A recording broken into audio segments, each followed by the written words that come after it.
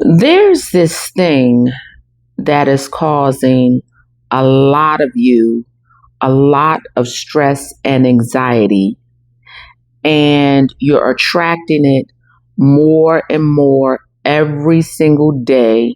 You're attracting stress and anxiety more and more every single day, and it could be preventing you from attracting love. It could be a block. We're going to talk about what that thing is. But before we do, with Terrence and Jill of God-Ordained Union, we're here to do one thing and one thing only, and that's to help increase a God-Ordained union. Yes, we are pro-marriage. It's not political. It's not a religious thing. It is what we believe. Yes. We believe it from the Word of God. We believe it from experience. We believe it from a heavenly perspective as well as an earthly perspective. We know firsthand that when two come together, it's God's math. It is God's math. And so if you are single, you are on the right channel. You've probably been wondering where your person is, why they're taking so long, why you've been waiting so long, what's wrong with me, what's wrong with the other person, why is he not approaching me? He said he was interested. You're thinking that you're the only one going through what you Right. We're here to tell you, no, that was our story. I had never been married, never had a proposal, never had any children, wanted those things, and it never happened for me. And I did not realize there were several blocks on me. The enemy was on his job preventing me from finding my person. And a lot of that enemy was in me. And so I was 48 when I came across Terrence's profile on a dating app, and like 50 when we started officially dating, 52 when we got married. I was 54 when we got married. Yes, a lot of people counted me out, and I'm sure a lot of people counted you out after, because you were married before. And so we know what you're going through. So we're not on here just saying stuff, just to be saying. Just to, we got it all figured out. We are 35 years in marriage, and no. We know what it feels like to be waiting and waiting a long time. One thing we did not do is we did not settle. And so we did not want to be married for the sake of being married. We knew in order for the assignment to come from God, in order for purpose to happen, like this channel, in order for multiplication and God's math to happen, it had to be with the right person. So on this channel, we encourage singles not to just wait and prepare for their person, but not to settle, to make sure that they're getting to their person. So you're on the right channel. Make sure you subscribe, turn on your notifications, share our videos with other singles, to find out when we go live, when we do pre-recorded videos like this one, which drops twice a week, to learn more about our private group, which you can join, to learn more about the prayer call that happens weekly, to learn more about our one-on-ones. And we also have an ebook specifically for the ladies. So what is happening is that there's a lot of blocks, and there's blocks on men too, but I wrote this for the ladies. You're praying for marriage, you're asking for marriage, but there's some things that could be preventing you from receiving it. God has it for you. He wants to give. He said, no good thing will he withhold from you if we walk up right before him. So what's happening is that we are asking for these things. We're believing God for these things, but in the spirit realm, we're like this. We're closed up.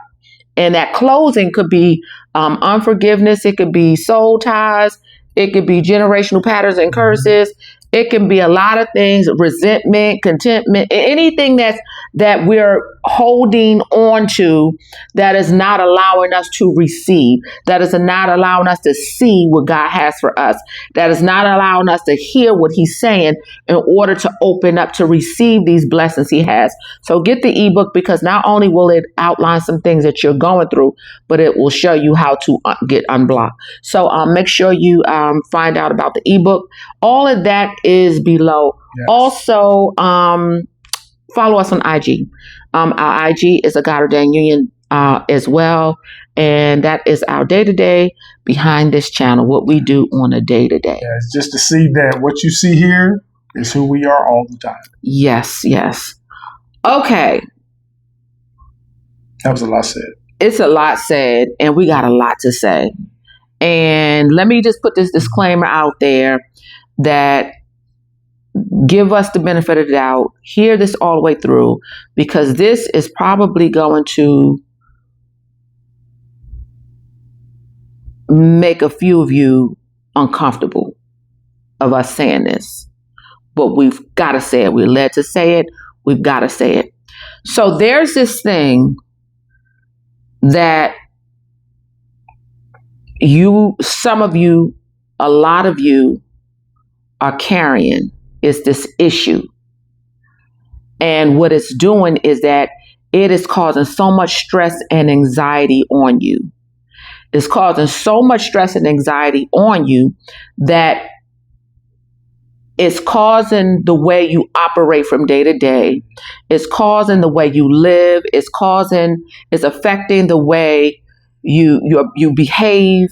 And what is happening is that it could be preventing you from attracting love, because it has that much of force on you, that much of a burden on you, that much of an impact on you. So, husband, yes, ma'am. What is that issue that a lot of people are carrying that could be blocking them from love? In one word? In one word. Money.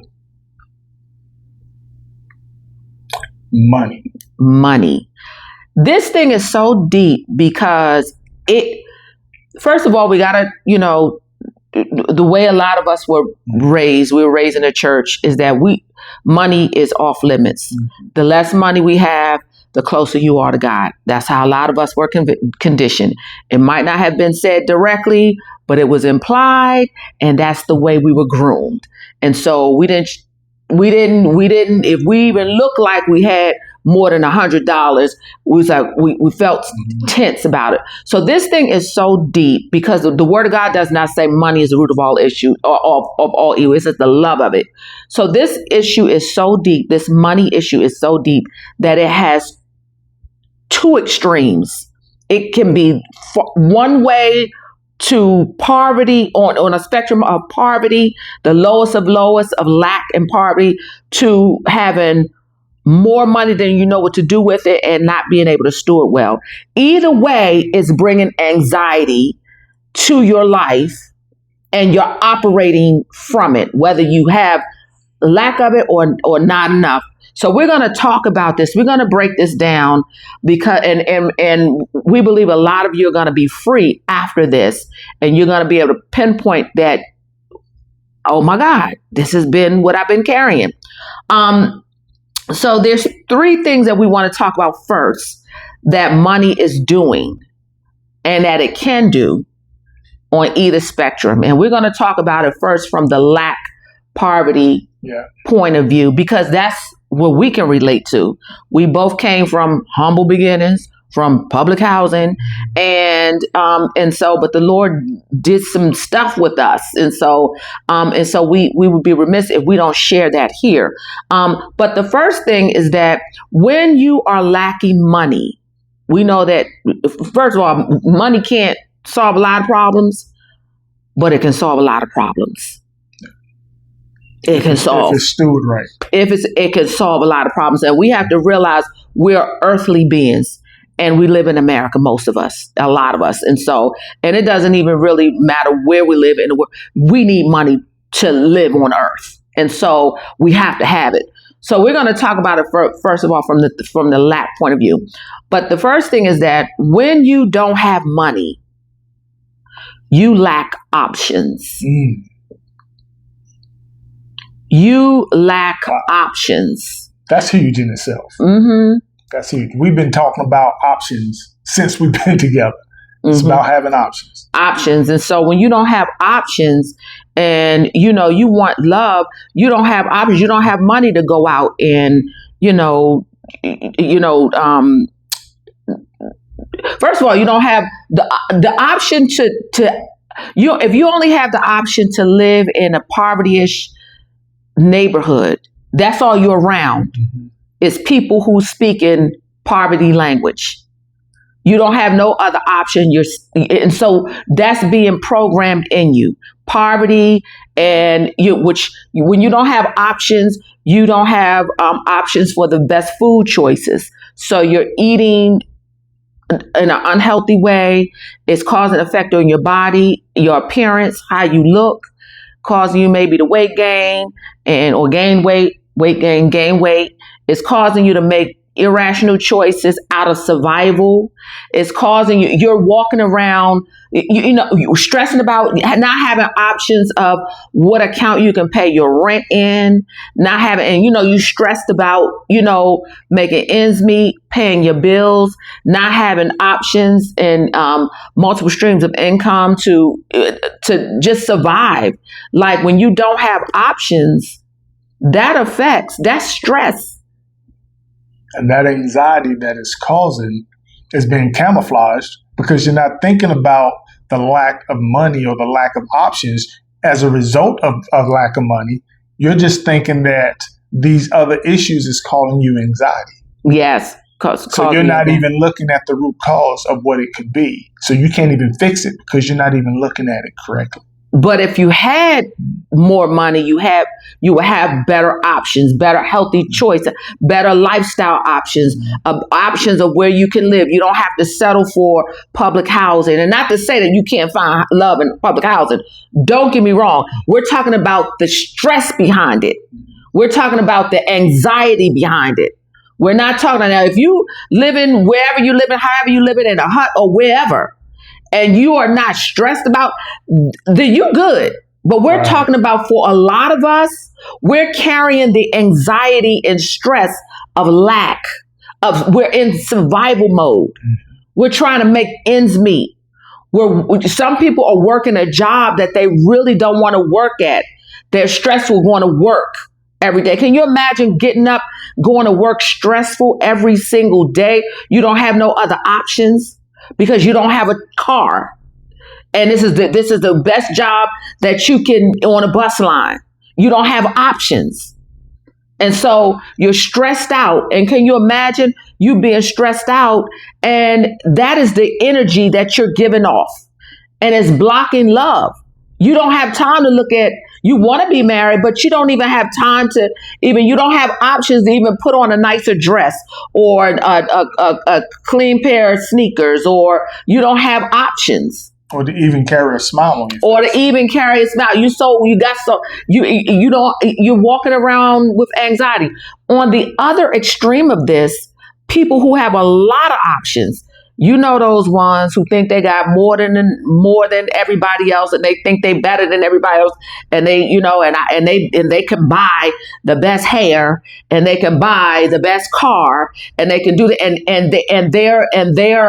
they're anxious about their money, and they think that is going to attract love, and it doesn't. It doesn't. It actually blocks. It camouflages. So this thing could go on either streams, whether you have a lack of money or more than enough money to know what to do with. It can go on in any extreme. And so you got to watch out about when we talk about money, look at your options. And if you're stressed about your options, whether you have too many options or not enough, it can cause anxiety, and that can block. The second thing about money, and we're talking about now the lack of money, is not having enough experiences. And so when money can give you experience. Yes. It can give you experience. And so when we talk about, even going to experience in different cultures, and different being able to travel and being able to, that's where you can meet people. But if you don't have money to have these experiences. If you don't have money to, I don't know, go out and brunch and get out the house, or go out and practice a hobby. And if you don't have the money to do that, you're stuck in the house. If you don't have money to, meet new cultures and new environments, and go, you're stuck. And that's important. That's important so much, because it actually gives you something bigger than what you grew up around. It lets you know that regardless of where you live, that there's other ways of living, regardless if it's on the right side of you, left side of you, whatever. The one thing we always talked about was how many people in our communities were able to leave after high school, whether they went to college, whether they went to the military, whether they went, not because those places supposed to give you more options, but it gave you some other experiences. Right. It gave you some things that was outside of your comfort zone, or outside of things you grew up with, to say, if nothing else, it says there's some other things out there that is different from where I grew up and the way I grew up, that even if I chose to come back home, it wasn't because I had to, it's because I chose to, knowing that there's some other things out there. Yeah, that's a good point, because like an experience is college. There's a lot of people who meet their spouses in college because they had that college experience. They can share that experience. And so, Absolutely. But if you don't have the money to go, or access, or options to get the money to have that experience, then that could be blocking you. And then, that could be blocking you from meeting your person, attracting your person. And so it does play a part. On the other extreme of experiences is, say, if you got more than enough money to have these experiences, and you can fly from here to there, and you can do this, and you can go to a party in Miami, and then leave, and then go to the Jay-Z concert in New York, and you got all these experiences, but you find out that you can still not attract love. It's probably because your anxiety and your anxiousness is around your money.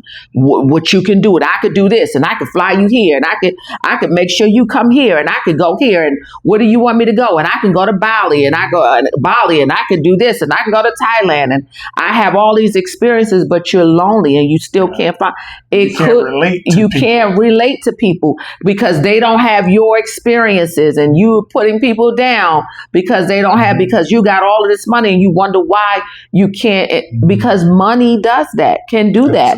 Having, if you don't steward your money well, it can do that. It can really do that. It can make you put your anxiousness on your money. And so it really does play a big part in attracting love, or even blocking love.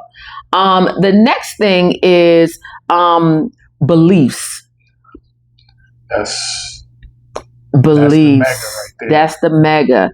And a lot of times money, what money does is that it affects your beliefs. Again, whether you don't have enough money or whether you have too much money. And some of those beliefs can be, you might be thinking you're not financially, a lot of men have this, they feel like they're not financially secure enough for marriage. So they're putting it off further and further back in their life, thinking they got to reach a certain number in their bank account. They got to reach a certain level in their companies that they're working for. They got to reach a certain amount of possessions, whether it's buying a house already or buying a certain type of car, certain type of toys, whatever it is they feel is going to give them the lifestyle they want. A lot of men feel they have to do those things before they even go out to search for the woman that they're going to marry. Wow. And that's a big block for men. Yes. But also adding on to this big block for men is that a lot of women, they put it out there, whether verbally or non-verbally, they put it out there, you can't afford me. So these are on the other extreme of money. A lot of people have so much money that, you got to come to, they believe you got to come to their certain level. And if you don't come to their certain level, then you can't afford me. You're wondering why you're single, where because your anxiety is on money. Your all of your everything you're stressed out about money, and so because they got to meet your level, and they can't come half stepping. And even on the flip side of this, on the poverty side of this, you'll hear a lot of people believe that I got to have a man who's a provider because I live in public housing and I need a man who's going to have enough money to take care of me and my 3 kids. We had a subscriber. I got to check on her. This was a couple of years ago, but she was very vocal. Like she had a couple of children, and she was very vocal, like in a comment section, like she really desired marriage because she wanted a husband to help her take care of her kids. And and she was crying out. She really, and can you imagine men running? Because that's a lot. She's going through anxiety and stress because she was taking care of kids by herself, and she wanted marriage, and that stress was causing people to run. That stress was because she was in lack and she needed help, and so is your beliefs around money is that's stressing you out, and money and marriage. And your beliefs is so important because it changes everything. Yeah. We talked about the environment. Okay. We talked about your options. But once you get something into your heart, you mean your experiences? Yeah. Once you get something into your heart, then your heart is what controls everything else you do. All your habits is based upon what's in your heart. That's why the Bible talks about not having, you make sure people's money is their treasure. Mm-hmm. So they have it, it's all in their heart. This is their heart posture. So they're operating from that place. Again, whether it's lack of it or more, then you know what to do with it. That is what's sitting in their heart. And they're operating from that place, from that money place. Absolutely. So once you start to believe something, and that goes to not only what you believe in, but what even increases that?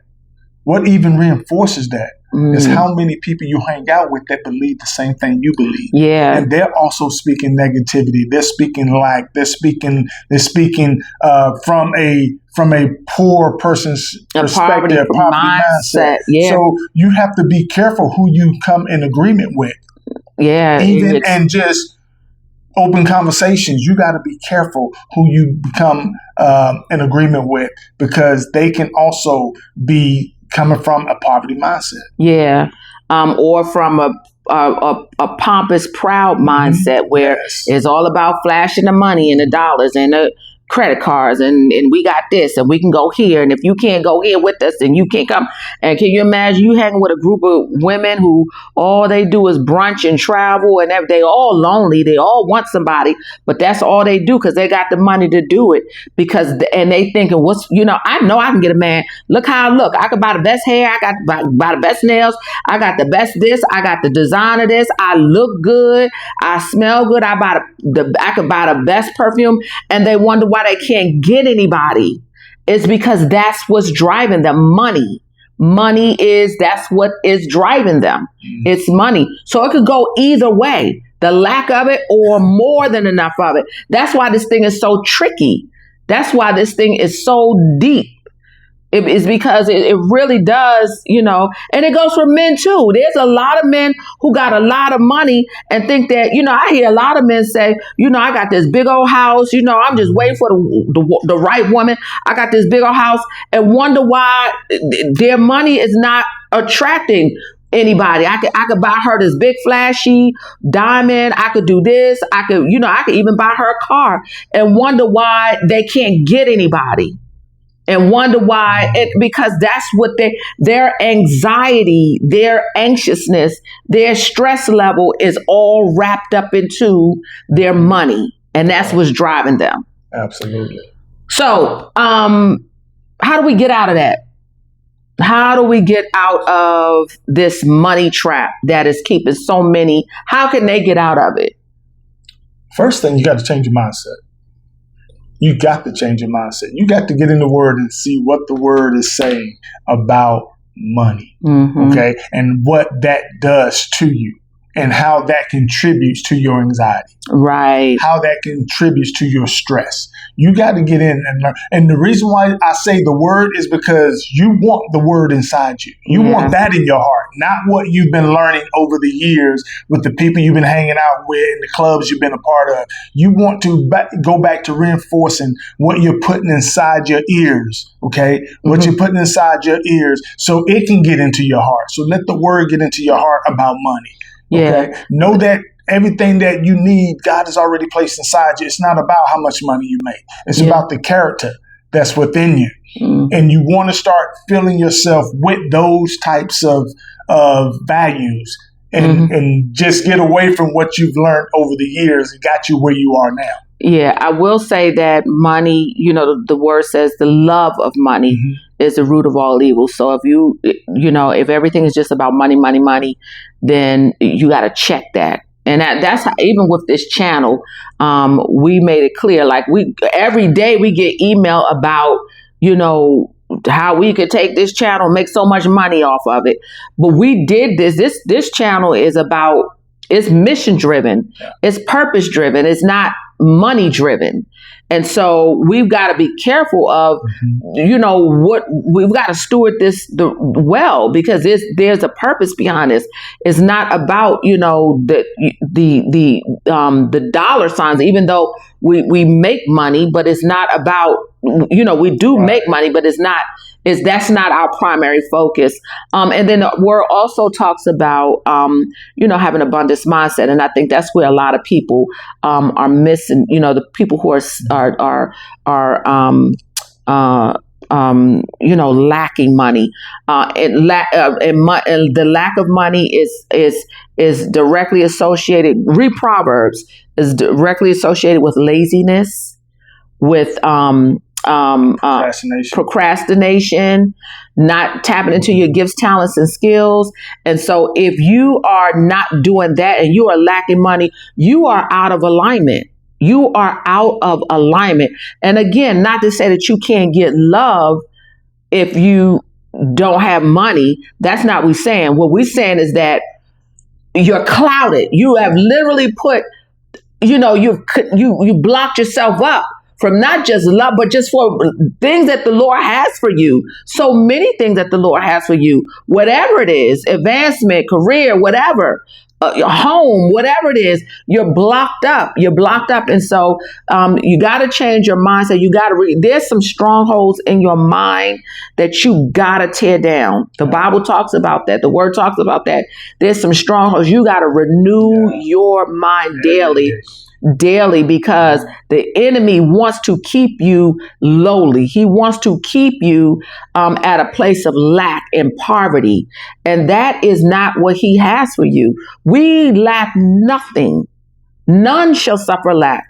None of us should suffer lack in the kingdom. And if you are worrying about and stressing about how you paying your bills every day and don't have enough to do this and don't have enough to do this, let me tell you something. Make some changes today. In being single, that's one of the things that in our waiting season, you were in multi-level marketing, I had my own business. When we were in our single seasons, we not only just our full-time jobs, but on top of our full-time jobs, like we were doing we were making sure our finances, we were making money, like we were in our bag. Money, we were reading books. We were reading, educate, putting ourselves in positions of learning some things about finance and learning some things about how we can improve ourselves.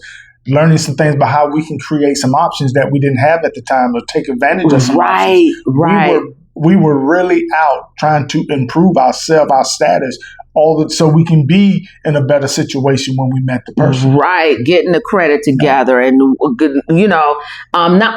not to say that you can't meet your person while you are financially strapped, but if you're stressing about it, If you are stressing about it and you got anxiety over when you're going to pay your car note and all of that, that is a block. You cannot see whatever is the blessings that are coming. You're too worried. You're too stressed out. And here's the thing. We always talk about how the enemy is out here to prevent you from meeting your person.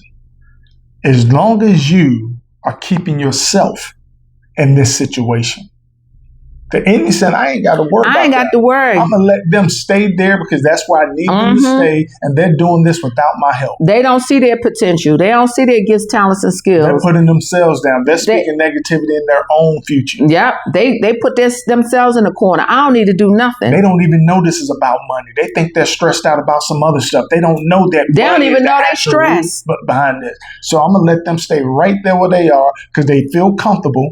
And I'm going to leave them be. It literally has become a normal feeling. Month after month after month after month, year after year after year, every single month, the same old stresses. It has become normal. Your nervous system is jacked up. Your nervous system is jacked up.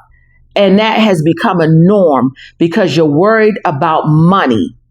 You're worried about living paycheck to paycheck. You're worried about money. What's the other thing that they need to do? They need to change their environment.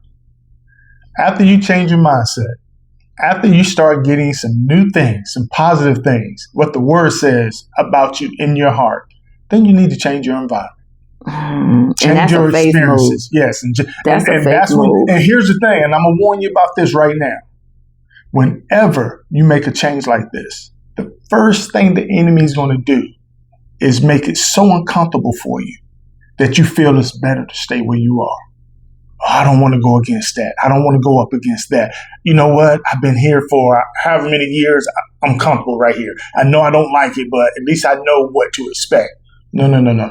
You got, like she said, that's a faith move. You got to step out, and you got to step out intentionally. It's a faith move. You got to step out intentionally. So you got to start changing those experiences through your environment. That way you can start seeing what it looks like to have some other options and to have some other experiences and the better experiences and to get yourself to where you want to be. Yes. So God is so gracious. When I say he's favored us, so we were both born in New York. My family moved to Maryland when I was 4 or 5. Oh, that's wild. You too, right? My family moved to North Carolina when I was 4. Yes. So we moved to Maryland when I was 4 or 5, 1974. So I was 4. But I still had my maternal grandparents and my paternal grandparents and all of our aunts and uncles still in New York. We had a few family members in Maryland. And so my mom moved me, at that time it was just me and Tammy, we moved to Maryland. And so when we moved to Maryland, so let me just set this up for those of you who don't know how the DMV, DC, Maryland, Virginia is structured. So there's a circle. Inside the circle is DC. Around the circle is parts of Maryland. Around the circle is parts of Maryland. So it's DC in the circle and parts of Maryland. The parts of Maryland that's in the circle is your impoverished cities of Maryland. Landover, Capitol Heights, Sea Pleasant, Suitland, Forestville, Temple Hills. Those are in the middle. Outside, there's it's separated which is the Beltway, the highway. Outside of that is the suburbs. So half of that circle outside is Maryland. The other half of the outside is Virginia. So if you lived outside, you were considered to be middle class. But if you lived inside, closer to DC, you were considered poverty. That's where we lived. We lived in Sea Pleasant, Maryland, inside the Beltway.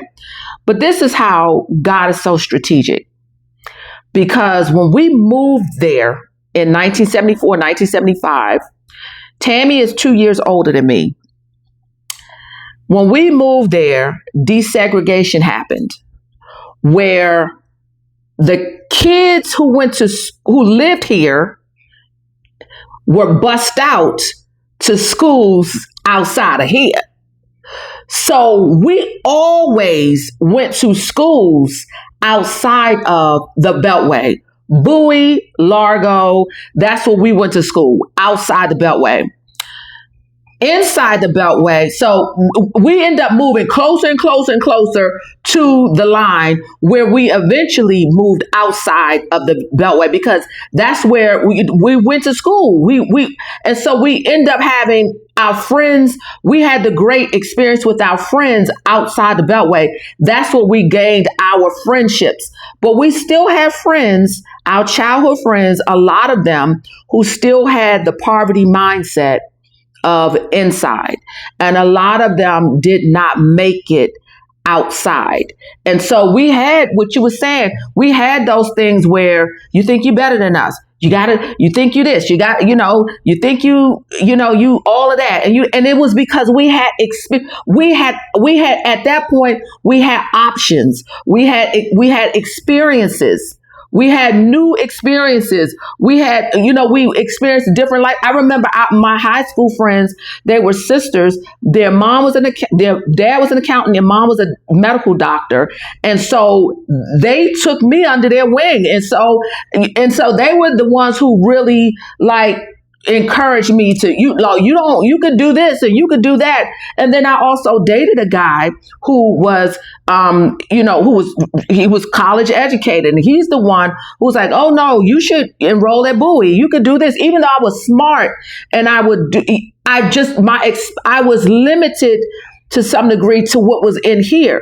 But it wasn't until I had experiences outside of there that I could really, progress. All of us were in by the time that, then more kids came, and then we were able to progress more. But I say this to say, you have to literally be intentional about breaking the norms. Now, in my favor, it was, I don't know if I would be able to, because, let me tell you how the enemy was chasing.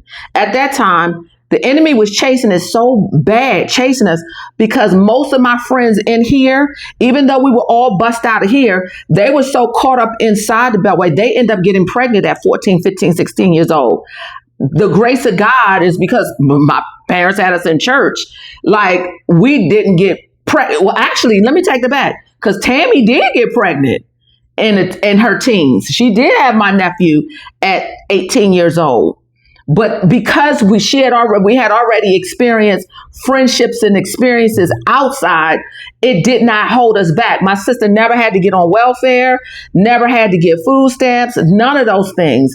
And so it was. So I said to say, it's going to take you got to be intentional about breaking some generational patterns. You got to be intentional about getting outside of your, what you've known, that poverty mindset, that poverty environment. Now, this is the other thing that people don't realize, is that when we talk about making a move, you got to come out of your environment. A lot of people don't realize is that there's demonic forces over certain areas, principalities, assigned to different areas. And we always talk about this. You said it's your neighborhood, you don't like to even go back there because and that's how I feel like my old neighborhood. You could feel the difference in crossing the street. You could feel the difference in going from one side to the other. You could feel the spirit that is in the air. That is over. And so when you are really sensitive to the Holy Spirit, if you feeling this, but some people's norm, they can't even sense it in the spirit realm. When you're sensing in the spirit that this is a poverty area, you need to get out. Get out. And let me tell you something, as much as we were in here, one of the things we did not want to be associated with, and you could call it bougie, we was in poverty, but there was no poverty like Baltimore poverty. And so even today, when you talk about Maryland, this Maryland and Baltimore is two different things. We are even offended if you even say we're part of Baltimore, because that's how much of, like, you could see that environments really do have an effect on people. And so you gotta. When I came home, not to cut you off, baby, but when I came home from the service, same thing happened to me. People start walking up to me that I grew up with, but I hadn't been home in years. They start saying, "You think you're better than us? You think you're better than I am? You think this? You think that?" And I was like, "What?" And that's actually how I kind of migrated to hanging out by myself. It got to a point where it's like, look, I remember going to a relative's house once, and a guy showed up on the porch, and he was like already high that morning. And he basically tried to pick a fight with me. And I graduated with this dude, and I was like, dude, what are you doing? I had the same options you had. You sure did, but you chose a different path. And he just kept trying to go in. And I finally went to my family member and said, look, I don't have a problem coming to visit you, but if I got to deal with this every time I come, it'll be a while before I come back, because I ain't got time for that. Right. So it's amazing how, and I can tell that to this day. We was talking about this earlier, and I said, to me, it just stands out of how many people I know that left the neighborhoods we grew up in right after high school, whether we went in the military, whether we went to college, whether they just moved to a different place. And then when we come back to visit, it's just a difference in the mindset of the people that never left versus the people that stayed there their entire life. Right. Just having experiences and seeing that there's other things out there. Right. It's not saying that place wasn't better or as good as, it's just having more experiences let you know that there's more options out there. When you go to these places, you feel tense. You feel like your nervous system is being attacked. Stay out of it. Stay away from it. This is anxiety and stress, and this is giving off energy. This is giving off energy that's like, there's certain places I just will not go. Like, I don't want to go. It makes me feel a certain way. And here's where this is really on a whole nother level. And then when you try to get a loan, even the people that run the banks, the people that run the institutions in those areas have a poverty mindset. And they're not trying to let you out of there either. Wow. So they're not even going to try to help you or approve of these loans that you're asking for, approve of the help or the assistance that you're asking for to help you even get out. Why? Because they want to control what you do. And the only way they can do that, or one way they can do that, is control where your money is. We were saying the other day, it cost us more to be poor. Mm-hmm. It cost us more to be poor. We can now we can fly anywhere we want to go. We can go anywhere in this world. We could decide today. And let me make it clear. We have full-time jobs. But we also have multiple streams of income. We have a high yield savings accounts. We have investments accounts. And this has come because we intentionally, first of all, we did pretty okay by ourselves. Together, it's a whole new level. That's why we say God's math isn't the math we was taught in school. It's a whole new level. And so we always say when we do things, we invest in experiences. We don't mind spending money for experiences. We don't mind, but I say that to say we have options. Like, if we want to go here or there or not go, we have options. We have options to do whatever it is but we don't allow money to dictate. Even our home, we could have bought $1 million home. We don't live beyond our means. We don't go beyond our means. And so but I say that to say, like, money will no longer be my stressor. I will no longer, we were paying the same as much in rent as we are in mortgage. And I was stressed out there at that apartment. Stressed out. Because in my mind, I'm like, we're paying too much money to be living, in a building with, with this, and this, and they're not cleaning this building. Stressed out over money. And as soon as I was like, Lord, it's going to be what it's going to be. I was like, if this is where we got to be right now, it's in your hands. You're going to take care of it. I removed that stress. Bam. The house. Everything there's a season. So, yeah, money is probably a lot of you all's stressor. And you need to do something about it. You got to work on your mindset. Do something about it. Work on what the word says about your situation. Again, and we say this in every video. Look to see what the word says about your situation. Yeah, and in reality, I don't know. For some of you, you might live in a place where you don't necessarily want to live, but right now you can't move. It's not feasible to move for whatever reason. The point is work on the stress behind it.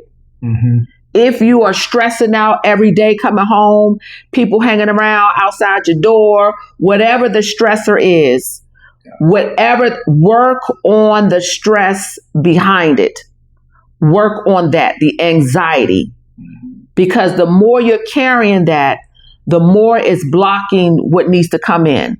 And be a good steward of what God has already given you. Yes, be a good steward of it. Show God that you're taking care of the things He's already given you, no matter how small you think they may be.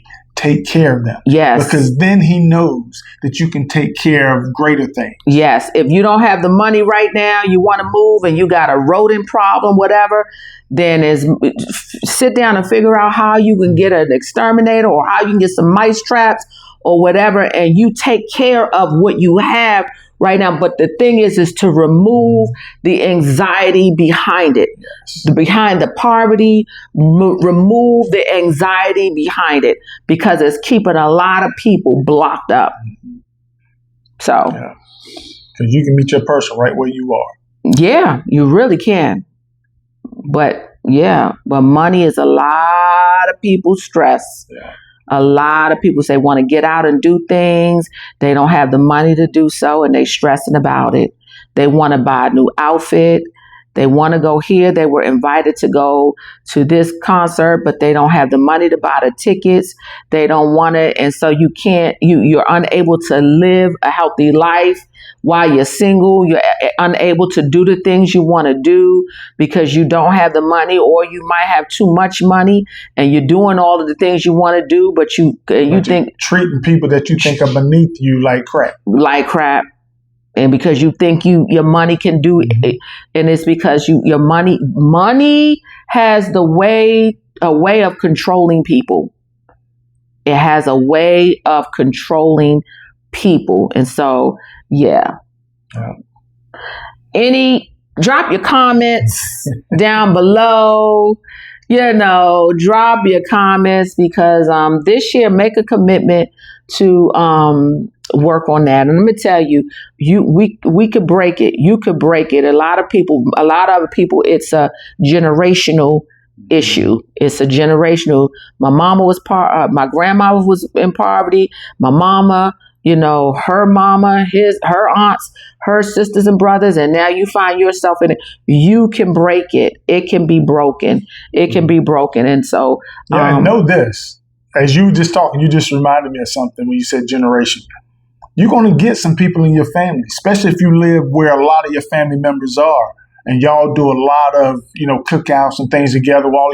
You're going to get people saying, well, it's always been like this. Why are you trying to rock the boat? Why are you trying to cause trouble? You have to know what's best for you. And let me tell you something. That is the biggest testimony. That is the biggest testimony of God can do anything. Because if He got my sister out the hood, He can get me out. My sister, I'm so proud of my sister. She done bought a house and she doing great. She has a nice career.